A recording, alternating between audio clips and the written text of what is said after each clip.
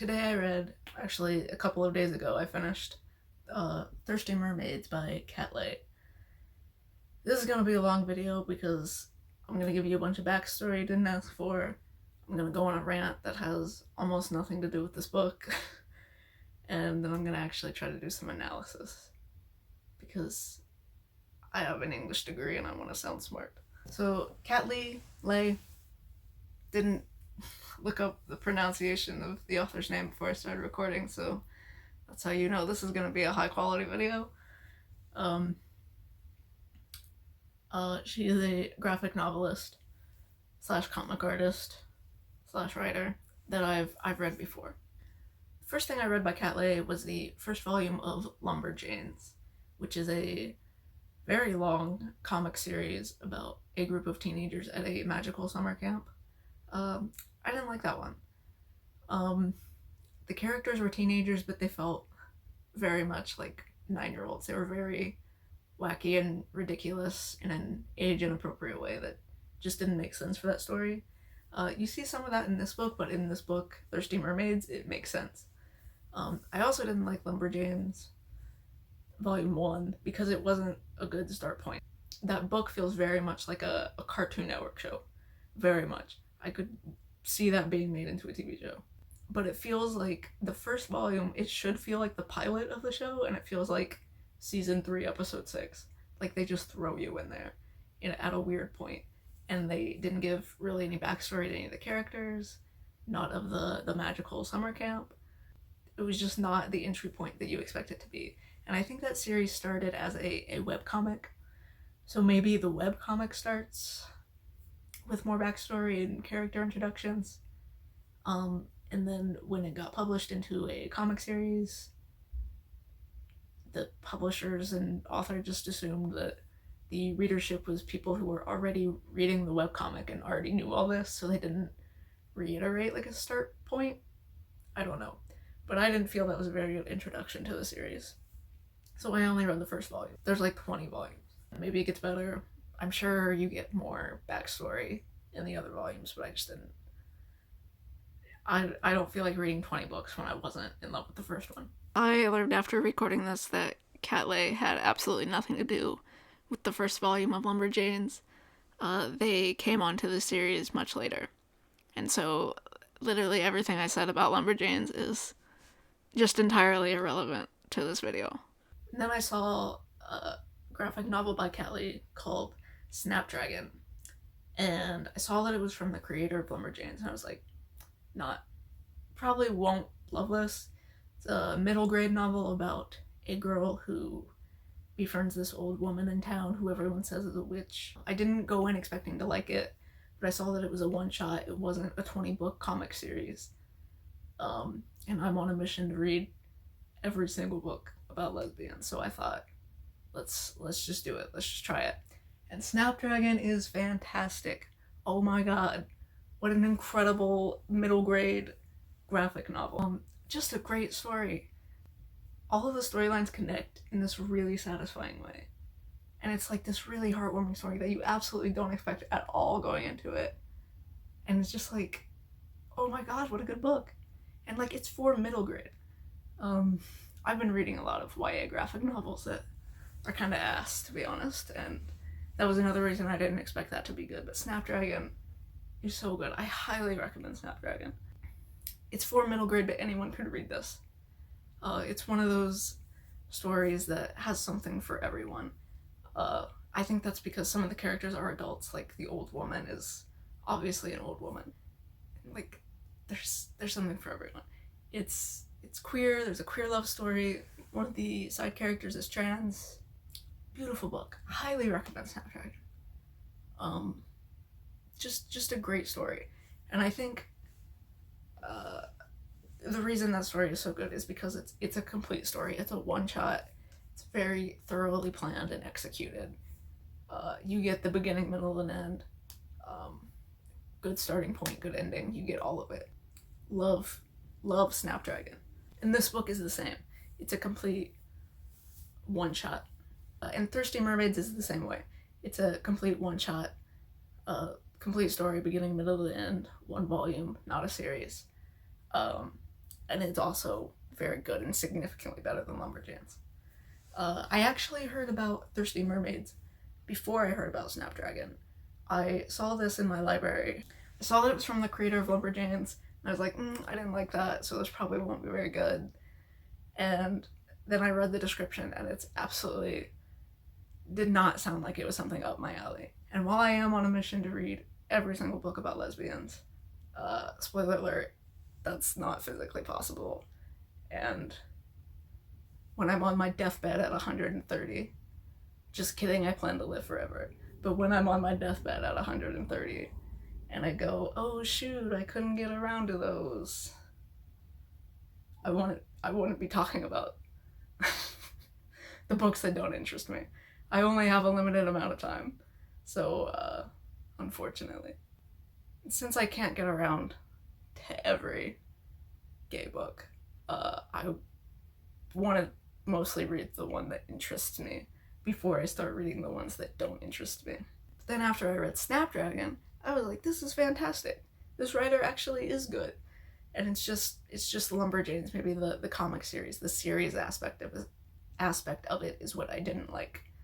And this is another one-shot. So I figured, let's give it a go, even though it doesn't sound like my thing. I trusted Kat Leyh. And that was a good call. I do like this book. I gave this 5 stars, and I did not expect that going in.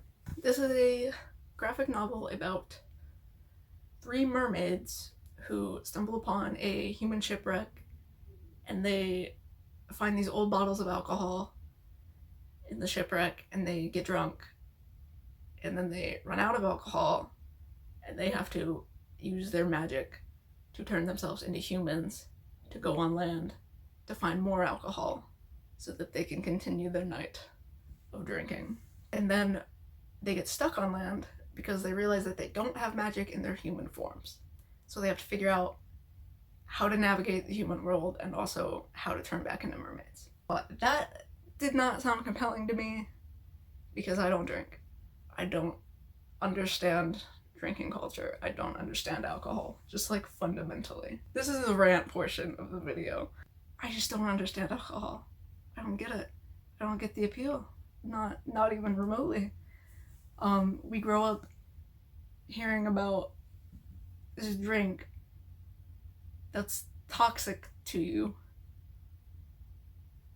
It slowly destroys all of your organs if you consume it regularly, and then it kills you. It gives you cancer and destroys your organs. So it kills you in the long term, and then in the short term it makes you sick, and it makes you lose control of your body and your thoughts and your memories, and then you wake up feeling like shit. If you wake up, it's possible that you can pass out and throw up and choke to death on your own vomit. It's possible to drink too much and just die. Everyone who's ever drank famously says, oh my god, that was terrible, I'm never drinking again. Everyone who's ever drank notoriously says, that tastes like fucking shit. You have to mix it with a million other drinks and flavors to make it even mildly palatable.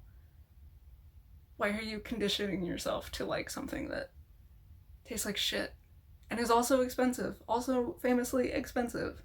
Why are you spending money on something that kills you and makes you sick and literally has 0 benefit? And if you grow up knowing that there's no benefit to alcohol and it can kill you and ruin your life and like drain you financially, can ruin you financially, ruin you socially, ruin your career, like why do you grow up learning about how awful it is, and then there's people who say, yeah, I'll try that? That's fucking stupid. It's fucking stupid. I don't understand it. I don't respect it. I don't fucking get it. So if you start a book with a bunch of characters who are trying to get drunk, I immediately don't relate to them, don't empathize with them, don't think they're smart, don't like it. However, basically none of that actually applies to this book. So I'm going to assume that the mermaids don't understand the effects of alcohol, the negative effects of alcohol, because it isn't something that's just available under the ocean. It's a human commodity, and they know that. And it isn't. There's not a surplus of it because they find a couple bottles and then they run out, and then they have to go to land to get more. So there's not like a bajillion shipwrecks and a bajillion bottles of alcohol, and all of these mermaids have just a giant stash of alcohol that they've been consuming forever. So I'm assuming they literally don't understand alcohol. They don't like know everything about it and what it is and what it does. I don't believe there's any indication that they've done this before. They've definitely never been turned into humans and gone on land before, but I don't believe there's any reference to them finding alcohol and drinking it before either. So these people don't apply to like the dumb people who choose to drink knowing all of the terrible side effects argument, because they don't know the side effects. So they're easier to empathize with. However, I'm gonna call this a writing problem. They wake up in a back alley behind a bar, hungover, and they feel like absolute shit, because of course they do. And they're all like, this is terrible. But then they drink again. They don't drink again right away to, diminish the effects, hair of the dog kind of thing. They're seen like at later points in the novel drinking again. But like I don't believe that they would do that, like rationally. Like humans do that because we are socially conditioned to know that alcohol fucks you up and gives you a hangover and makes you feel like shit. And then you're just supposed to keep drinking it anyway for some reason. The reason is because alcohol and companies make billions and billions and billions of dollars off of selling you addictive poison. And so they normalize it. It's just, there's no reason for alcohol to be any part of our culture whatsoever. 200 years ago it made sense, when there's not clean drinking water. It's better to die of cirrhosis in 30 years than it is to die of dysentery tomorrow. But we have fucking clean water now. We don't need this shit. The only reason it's there is because it's very, very, very profitable. Selling an addictive substance, who knew? And so it's just part of the culture. We're just socially conditioned to accept that, yeah, this thing's terrible, but we drink it anyway for some reason, and we just don't think about it. So anyway, people who drink for the first time and then have their first hangover and are like, oh my god, this is awful, they're socially conditioned to expect that and to not be deterred by that, and to later drink again and have another hangover and repeat the cycle forever for no reason. But I don't think a creature who does not understand alcohol, has not been socially conditioned to accept this, and to be familiar with this, would behave that way, like just like a human would. For example, I ate some bad pepper jack cheese once, and I like won't buy that brand anymore. And it wasn't the brand's fault, I just left it in the fridge too long. But like we have like a biological, every creature has a biological deterrent to things that make them sick. My brother ate a bad shrimp once, and then he never ate shrimp again. Even though rationally you know that shrimp can be thoroughly cooked, and it can be safe to consume again in the future, or I can't just not let cheese go bad before I eat it. There's still like a biological aversion to things that give us food poisoning. If a bird eats a poison berry off a bush and it gets sick, it's not going to eat that again. So if a mermaid drinks this substance that then makes them sick, I feel like they would have the natural biological aversion response to that. They're not socially conditioned to expect being sick and to know that that's part of it and that's okay. I feel like they'd be like, holy shit, like that was poisonous and I shouldn't eat that again. Because that must be a thing in the ocean. Like if you eat a poisoned fish and then you feel sick afterward, you're not going to eat a poisoned fish again, right? So I don't understand why they acted like humans and just continued to consume alcohol. Like they didn't care that it poisoned them. The reason is because the writer is a human, and we've been culturally conditioned to just do that for some reason that I don't understand. I mean, I do, it's profit. But why we allow companies to make billions and billions of dollars selling us addictive poison is beyond my comprehension. If you think about alcohol culture for more than 2 seconds, it immediately breaks down. It doesn't make any fucking sense. Why do we do this to ourselves? We do not need to be doing this. Anyway, so I didn't like that. We're 20 minutes into the video. We're on like chapter 2 of the book. Actually, there's actually not that many chapters. They're sort of long sections. It doesn't matter. I'm on a rant. There's another alcohol drinking culture thing that I'll nitpick about this book.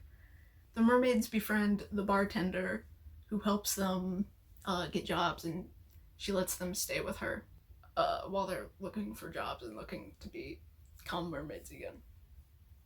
And her character trait is that she's too nice. Her sister scolds her for this. She was always bringing home a stray animal as a kid, or letting a shitty friend take advantage of her and stay at her place rent-free for way too long. Things like that. So she's sort of a bleeding heart. So her defining character trait is that she's too much of a good person. But she's also a bartender that sells addictive poison to people on a daily basis. And that just doesn't make sense to me. No, I understand that she's just a bartender working for a check and not, the millionaire CEO of some whiskey distilling company. But, so I understand doing this for money, to get a roof over your head. However, you don't have to work that job. And she doesn't have to. Like, she's fairly well off. She's not, like, rich, but she has her own place. She's not, like, super concerned about the bills. Like, there's no, like, immediate financial strain that she's under. And she also, like, gives the mermaids a bajillion job applications, which shows that there's plenty of places hiring. She doesn't have to work at the addictive poison dispensary, but she chooses to. So, like, it's not a thing a good person would do in my eyes. Again, I understand that she's just working for a check. But you couldn't pay me enough to do that job. What a terrible fucking job. You're still at some point complicit. Like, you're not the cause of the problem, but you are complicit in continuing the problem. And then also, like, she'll give the mermaids alcohol. Like, later on when they're all friends, she'll, like, bring them a beer, which is just fucked up. Again, I don't understand drinking culture at all. Like, if someone gave me a glass of fucking addictive poison that only has negative consequences and tastes like shit, why the fuck would I want that? Why would I want my friends to give me that? That's, like, straight up, that's fucking evil. Like, you're poisoning someone. Like, you're slowly poisoning someone. It's giving, like, assassinating a medieval king, where you, like, slowly give them you put little amounts of poison in his cup. That's literally what alcohol is. That's not something you give a friend. It's just not. If you think about it for 2 seconds, that doesn't make any sense. Why would you do that to someone you like? It's ridiculous. Like, if I gave you a bowl of poison fruit, jail. I'd go to jail for attempted murder. Even if I knew it wasn't enough to kill you and it just made you sick, still fucking jail. I caused you bodily harm. You'd fuck me up in court and I'd fucking go to jail and I'd deserve it. But if I give you a bottle of liquefied poisonous fruit, oh my god, that's such a nice gift. Thank you so much. Oh my god, this has been sitting in your basement aging for 30 years. Oh my god. I can't wait to drink this poison. That doesn't make any sense. It doesn't make any sense. Anyway, so bringing your friend's poison is not the act of a good person. Just fundamentally goes against the entire depiction of her character. But the author doesn't know that because they're a human and we've been socially conditioned to think that, yeah, you just bring your friends poison, they love it. That's a nice thing to do for someone. No, it's not. But those are the only fucked up things about alcohol in this book. Also, the bartender, she doesn't card. Like, they come into the bar and they buy drinks with a stolen credit card that they happen to have. But she doesn't card them. And like, okay, I buy that they're over 21, but they look young enough to card. You would legally have to card these people, and she doesn't. So she's just like handing out fucking poison to anyone. She's not even like following the regulations. That's fucked up. And especially these dumbasses, they come in and they don't know what they're doing because they are not humans and they don't understand money. They order 3 alcohols, please, because they don't understand alcohol either. And so if someone looking like this, acting this drunk, walked into your bar, one, you'd card them because they look young enough to card. 2, they seem like really fucking drunk already. And it's just because they're stupid. But if someone came into your bar and they seem so drunk that they've forgotten the entire concept of money, they don't need any more alcohol. Don't serve them. Like, there's a limit where you're not supposed to serve people. These are the people you're not supposed to serve. I'd imagine. Again, I'm not a bartender, but like, I'd imagine she just like keeps giving them alcohol. Like, they're good. And they are already there. They're both drunk and stupid. So like, they look real fucking out of it right now. And she just serves them. Why not? And then she finds them in the alley the next day. She's like, oh, you guys get drunk and pass out in an alley? Happens to all of us. No, it does not. No, it does not. She's like, no judgment. And I'm like, no, you should be judging people at some point. Like, if you're passing out in alleys regularly, or at all, like, it's time to stop. Like, maybe you need some help. Like, that's not normal. That's not okay. That's very dangerous. Don't do that. Maybe get them some help. Maybe encourage them to get help. Maybe don't just act like that's an okay thing to do. But the bartender, Vivi, she is like a good person. Like, she does help them. She doesn't really believe that they're mermaids. They tell her that, and she's like, okay, you guys are fucking weird. But she does help them and like humor them, which is good because they are mermaids and they need someone to trust them and help them. We're 25 minutes in. I haven't fucking talked about the book. Okay, what else? I took notes. I haven't looked at the notes yet. So I thought I wouldn't like the characters because I thought they were like choosing to be drunk. Like, knowing the consequences. I'm gonna say they didn't know the consequences and therefore are just uneducated. So that makes them much more empathetic than I expected them to be. And I did really like these characters. There's a lot of charm in these characters. The 3 mermaids. There's Pearl, who's like the leader. There's Tooth, who I will probably call Giddy and Nav because they're sort of the big, burly muscle of the group. And they have red hair. They're very Giddy and Nav coded. And then there's Ease, who's my favorite, I think. She's a sea witch. She's not a mermaid. She's a sea witch. I'm gonna call her Ianthe Tridentarius, which are Gideon and Ianthe are Locked Tomb references, if you're unaware. That's also a fantastic sci-fi series that I highly recommend. Gideon the Ninth by Tamsin Muir, and Terror the Ninth and Nona the Ninth. The Locked Tomb series. But anyway, these are a very cute group. Pearl's the leader, Tooth's the muscle, and Ease is the brains. Ease is the only one with magic. So she's trying to break the curse, and the other 2 are trying to get jobs. They have a really cute friendship dynamic. They're like their own little pod. Mermaids run in pods. But all 3 of them are outcasts for some reason or another, and they've formed their own little friendship pod group. And they're really cute. I'll say, I don't know, actually, if there's lesbians in this. I expected there to be. And then, at the end of the book, I was like, was that gay? Vivi is trans. She's a trans woman, and her sister is dating a non-binary oceanographer. So there's trans rep, and there's 2 gay guys. But I don't really know if you could classify this as like a sapphic book. Ease and Tooth kiss at one point, but it's very much not a romantic thing. Ease watched The Little Mermaid and thinks that true love's kiss will cure them, and so she kisses Tooth, and it doesn't work. But I sort of like the idea that her pod is her true love. Like, this is very much a book about friendship, not romance. There's like literally no romance, basically. Definitely not with any of the main characters. So it is about, I guess it's just about friendship.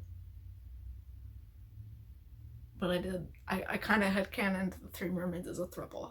They're very cute. There's a cute scene. I'll put a graphic. There's a cute scene where they all huddle on the couch together and they like cuddle really cute. I suppose because underwater they'd have to like cuddle for warmth, which is cute. And so they're just like all piled on top of each other, even in human form, which looks ridiculous but is really cute. So I kind of headcanon them as a throuple, even though absolutely nothing romantic happens basically at all. But I'm gonna call it gay anyway. I don't care. Vivi has like gay flags in her apartment, maybe just because she's trans, but she has like a rainbow flag and not just a trans flag. And also, Ease and Tooth did kiss, so there are 2 girls kissing in this book. So fuck it, I'm gonna say sapphic. It's very gay coded. Like, I didn't look at any of these mermaids and be like, yeah, those are straight. Like, this bitch is not straight. Tooth, that's a mask lesbian. Okay, that is a butch. So I'm just gonna say it's sapphic, even though it's not like explicitly sapphic. I wonder if there's fan fiction for this. I would read fan fiction for this. I don't like the cover for this book. Like, the cover's like, I guess the cover was Pearl. Like, that looks like Pearl's tail. But you can't even see any of the characters. I went on the author's Tumblr, and she had a post of like a working title and like her working cover art for it.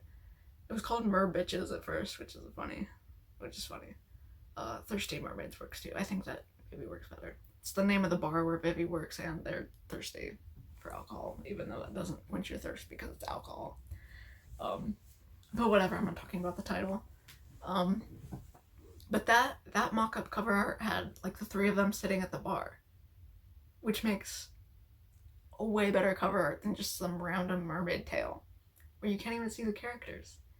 In the mock-up you can see the characters and like you get a sense of them and you get the sense that you're at a bar. This is just like a random mermaid in the water. I don't know why they chose that cover. And like, why is it only Pearl's tail? Pearl's tail isn't that important because Pearl's a human for most of this. And where's the others? And where's Vivi? I don't remember if Vivi was in the mock-up. She could have been behind the bar. But like, so I don't know why they went with this cover. But the art in general is very good.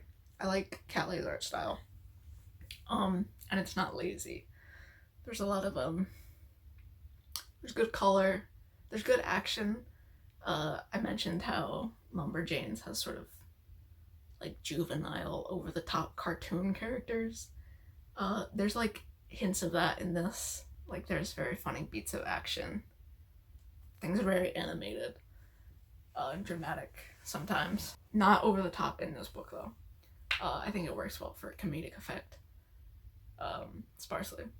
This book is very funny. It's a literal fish out of water story, and so they have no idea how the human world operates.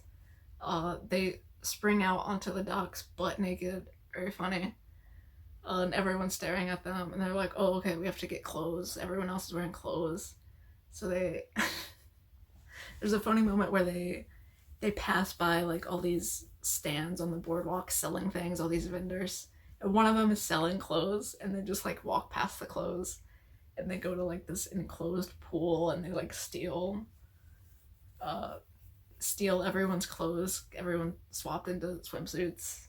Tooth steals like a pair of shorts that had a credit card in it, which is how they're able to buy anything. That's convenient, but it's funny. There's a lot of moments of them like not understanding human social conventions. Like they go to Vivi's house and she has pet fish, and Tooth's like, "Oh, good, a snack." And Vivi's like, "No, don't eat those." And then it cuts to like Easy's like chewing and like covering her mouth, like, "Oh shit, I already ate one." There's Ease doesn't like wearing clothes. She actually has a really good storyline about dysphoria, body dysmorphia, because she's not used to having legs. None of them are used to having legs. Like they all want to be mermaids again, but she really, really like struggles with dysphoria about it. She's very proud of her mermaid body, and like she has these like cool sea witch markings that I really liked. It's good character design. But anyway, she really struggles with that, and like I've never seen that really handled, and that really makes sense. Like if your body was like completely transformed into something it's never been before, and something that's not even your same species, like that would get dysphoric really quickly, and especially if you're trapped there for weeks, you know, and you don't know that you'll ever get to go back to your body. I really liked that storyline where she really struggles with that. And then her friends help her like try to feel more at ease, and it's like very heart touching. Like I really felt really sad for her, and like she looks very sad. She's a very sad looking character. I call her Ayante, but she's not. She does not have the confidence of Ayante. She's a very sort of reserved little sea witch in need of affection and love, and I loved her. And her friends loved her. It was very cute, and I loved it. They have a great dynamic. But anyway, so Eve doesn't like to wear clothes because she doesn't like to cover up her markings, which are like sort of the one thing she gets to keep, right? That marks her as a sea witch. Because she loses her tail, and she has a very long, flowy, like eagle tail instead of just a mermaid tail. So she sort of loses more in the transition to human. This video is too long. You can't be here. Anyway, so Eve doesn't like wearing clothes, and then she keeps going to the bar, and like her top will like fall down.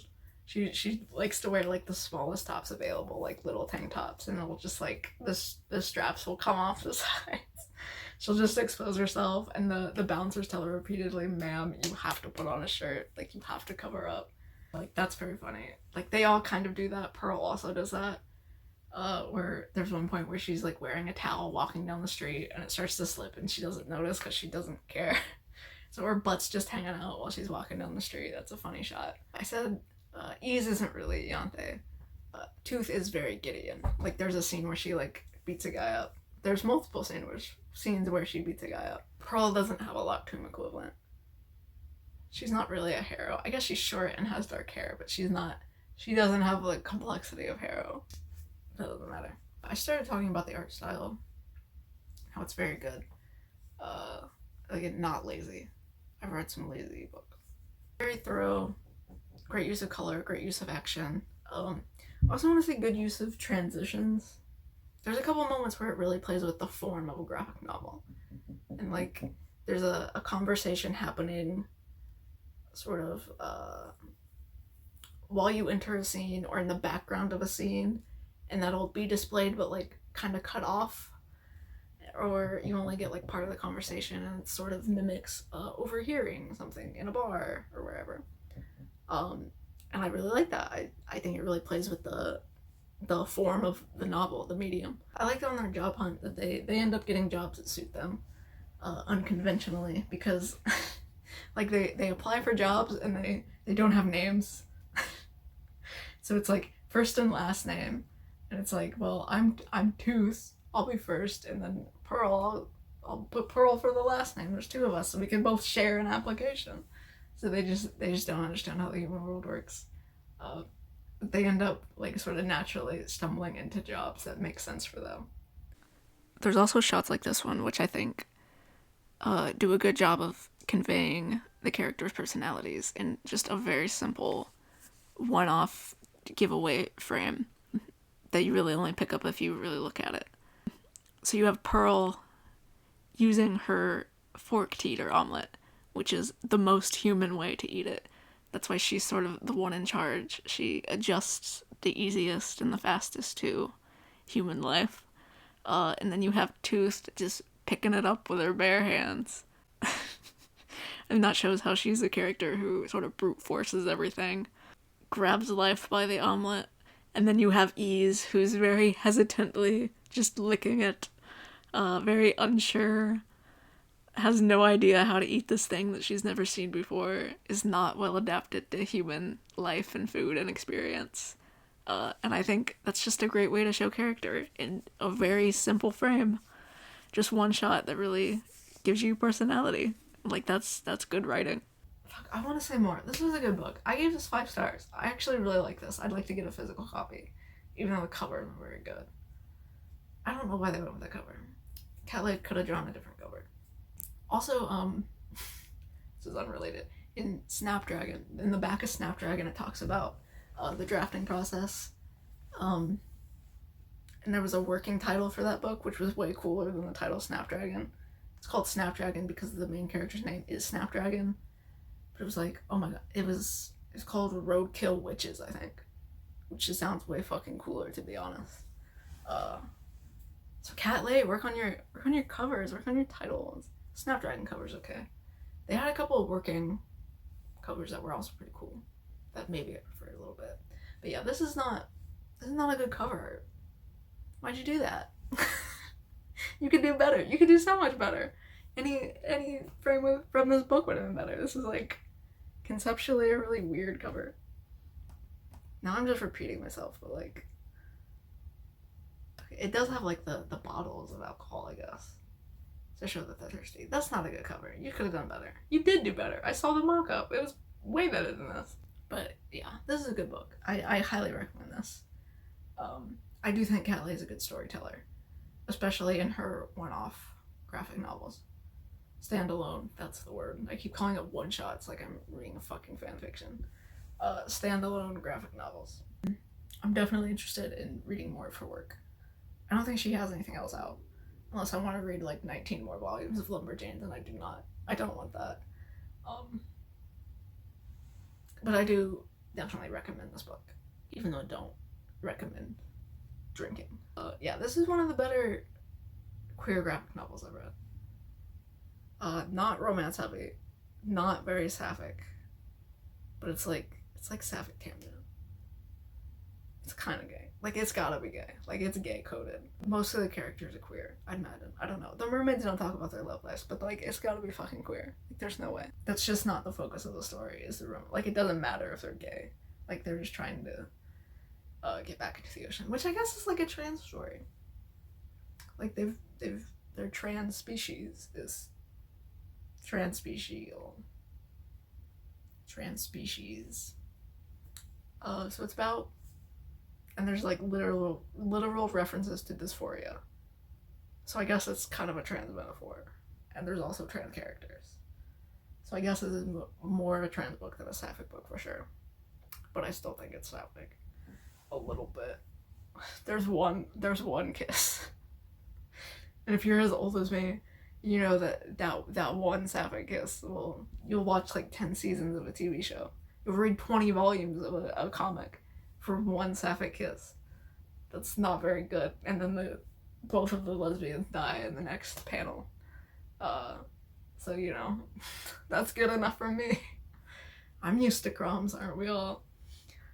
I don't know how I'm gonna edit this. I'll just fucking yap forever. This is my longest video by far. I might add more if I forget something. I don't know. This is a good book. I will probably buy a physical copy of this book to have on my shelf, which I don't actually have a bookshelf. I also need to buy a bookshelf. But I will buy a physical copy to put in a drawer and look at sometimes and reread. I would reread this. I did actually really like the characters. I think Kat Leyh's good at, I think they're good at storytelling. I think they are good at, with these one-shot novels, they really create a full compelling world and know how to execute it and know how to start and stop a story, which I didn't expect from reading Lumberjanes. Although I don't think they're the only writer on Lumberjanes, so maybe I should yell at whoever co-created Lumberjanes for that one and not Kat Leyh. Leia. I'm sorry if I said your name wrong, but I liked your book. You're not watching this, that's fine. This is mostly for me, so I remember that I liked this book and I remember what parts I liked. But I do recommend this. If someone is watching this video, I do recommend this book. If you like graphic novels, if you like mermaid stories, I do recommend this. And I liked it more than I thought I would. And I went in with a bunch of weird prejudices that most people don't have, even though they should. So you might even like it more than me. You might immediately get into it, where I had to take a few pages because I didn't. It's funny. I trusted Kat Leyh, but whatever.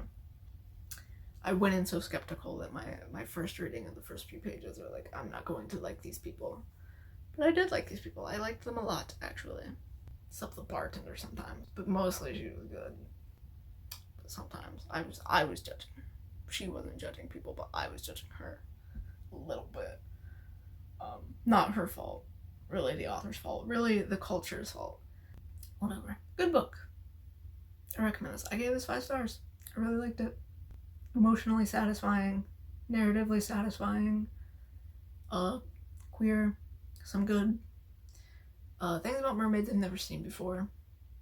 But the dysphoria aspect. Good use of comedy. Both emotional and comedic, which is a really nice range. Highly recommend. Really good book. Thirsty Mermaids by Kat Leyh. Leyh. So sorry.